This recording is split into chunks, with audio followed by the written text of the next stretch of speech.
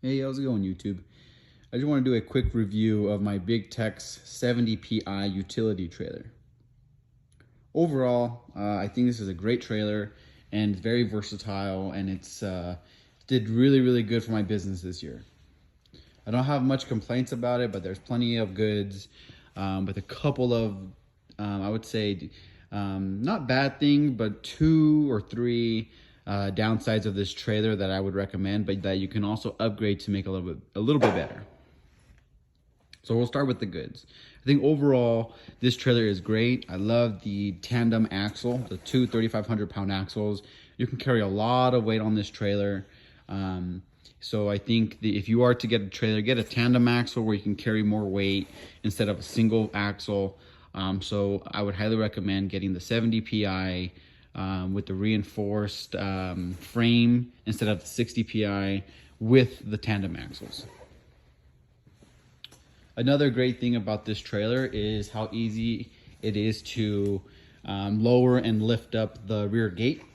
It's very light. It does have some weight to it, but my wife has no problems lifting up or putting down the rear gate for this.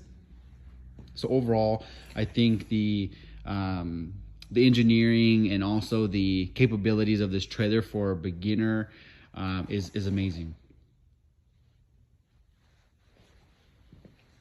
Another good thing that I would say, the size that I picked. So this is a 7-foot wide, 16 feet long trailer. So I know Big Tex, the 70 PI version, has a couple different variations. I think they have a 14 and also an 18 foot. And I think the 16 foot is just the perfect length for me. So I think I did pretty well on picking the size. So if you are picking a size, just know that you know, the longer the trailer, the less you can tow, because the more metal, more steel that's on this thing. So overall, the 16 foot was perfect for me. Another great thing is this adjustable coupler. So you have a few different settings that you can go into. This is where it came from the factory, and I think that's a good height for my truck. So I mean, it might vary if you have a lifted truck or your truck's smaller, depending on what you're pulling it with. Excuse me. So you might just have to adjust that coupler, but it's nice having it adjustable here. So those are a few of the goods. I will start with a couple of the downsides of this trailer. So it is an open trailer. It's a utility trailer, so you don't have anything really enclosing your equipment. The downside to that is you're fighting the weather. Luckily, it was really good this year for us, so it didn't rain much, but it did rain a few times. So we did have a few times where, I own an event rental business, so we'll have equipment that we just cleaned and we get to a place and it's just full of mud because of the tires, flicking the dirty water onto the equipment. So I will say that is one disadvantage with this trailer. The second is the secure points. So you have these pockets that are pre-welded on from the factory. One there, you have one kind of tucked behind this spare tire, and then you have, the front and rear fender areas, and the one in the very back. I think I would have really liked one right over the axles here, or even into the wood. Mostly because you're going from this spot all the way to here without really any secure points. And what I usually do is kind of do an X going across to secure stuff down, but it would be nice to have one just here right over the axles to secure stuff down. So I do plan on grinding some of this off and then welding on like a secure point for my ratchets. So that's one other downside. And I will say another one is the gate itself, where this mesh is, I guess this steel mesh, it's starting to bow in a little bit. I don't know if you can kind of see it. It's starting to go bowed kind of like this in between the 2x2s here. So in between this area. So I plan on welding in a couple reinforcement bars across here on each location, just so that I don't crack the weld and puncture one of my dolly tires if I crack one of these welds and it starts to poke up on me. So I do plan on reinforcing that a little bit. Another downside of what I noticed is you can see the gap between the transition from the floor to the actual gate. So I plan on welding this winter a nice lip piece here that makes this transition pretty smooth, so that when I'm going up with heavier weight, it's not much of a drastic transition, and it'll be a lot more smoother and a lot less manpower to get stuff up and down, because that orange dolly there carries a 500-pound block on it, and it could be difficult getting up that little transition lip with one person.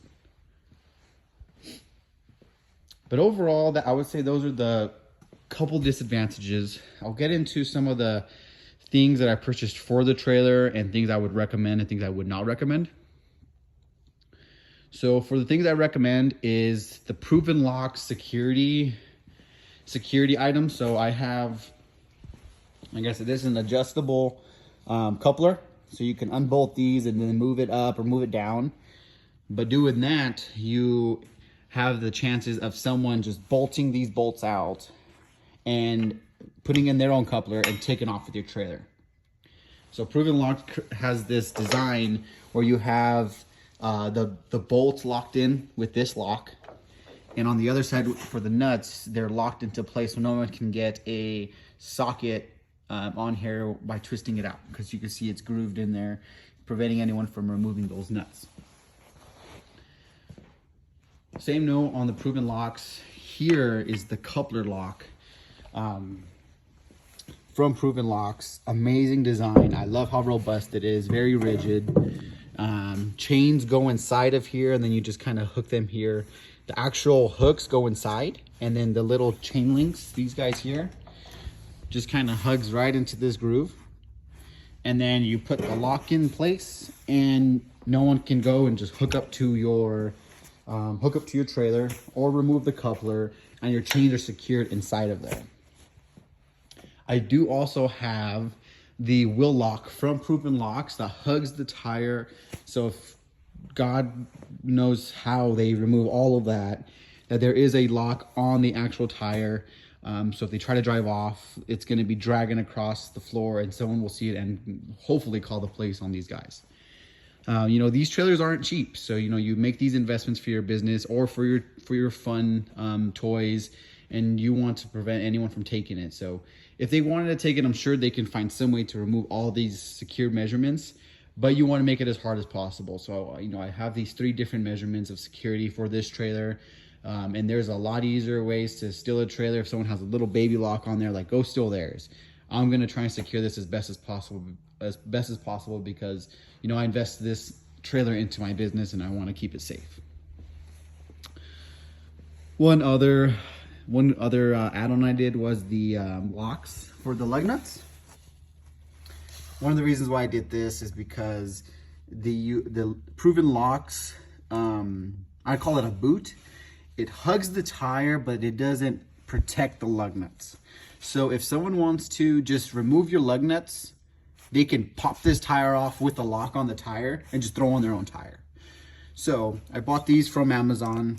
I mean, I'm sure there's better ones, there's worse ones, but I just bought these from Amazon. They lock in. I keep the key in my truck, and yeah, so no one can, I mean, someone can, but it'll take some, you know, some manpower to get these off, take my wheel lock off, and take the locks off up front. So it's a lot of secure measurements that I did to prevent this trailer from being taken.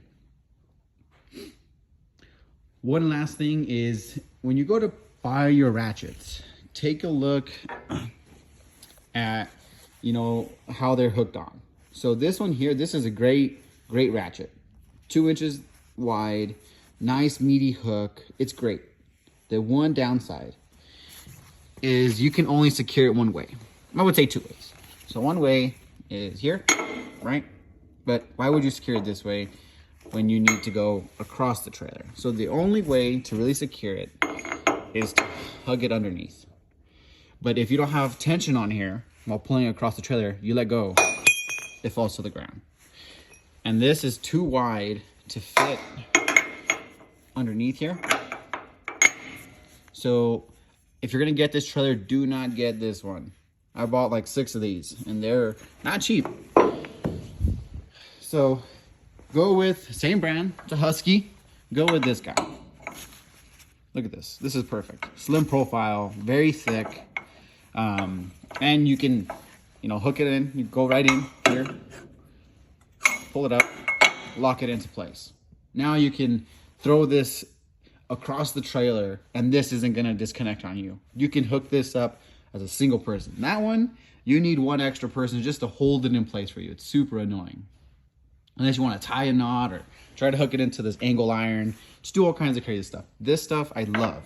So I highly recommend getting the Husky secured piece like this. Avoid that one. But overall, very happy with this trailer. If I had to do it all over again for my type of business, I would get a utility trailer, an enclosed trailer, which I just purchased a 24-foot V-nose enclosed trailer, and this will be our backup trailer. So you learn from your mistakes, but overall very happy with this trailer. It's going to be it's going to be used all year next year as well.